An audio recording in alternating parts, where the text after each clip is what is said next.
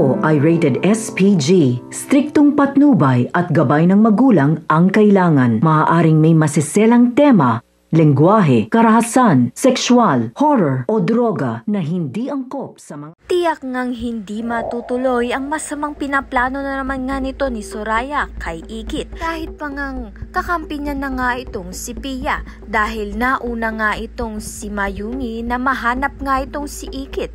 Kaya naman nga't nagtulungan na nga sila upang pabagsakin na nga itong si Soraya.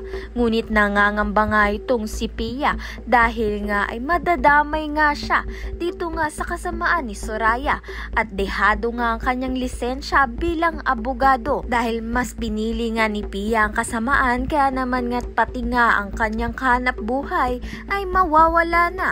Sa kabilang banda naman nga itong ang si Ikit ay naglakas ng loob upang ang mag-live at isabihin nga ang kanyang saloobin sa pinaparatang sa kanya na kaso na hindi naman niya nga ginawa. Kaya naman nga't dahil nakalaya nga itong si Mayumi, nakita niya nga't na panood nga niya ang video nga nito ni Ikit. Kaya naman nga't naniniwala nga itong si Mayumi sa kwento nga nito ni Ikit.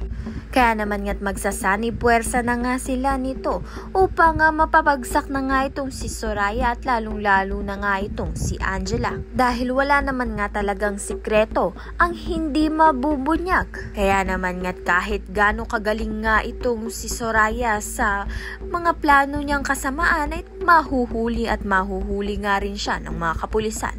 Kaya naman nga't yan at iba pa ang dapat nating pakaabangan. Maraming salamat sa iyong panonood.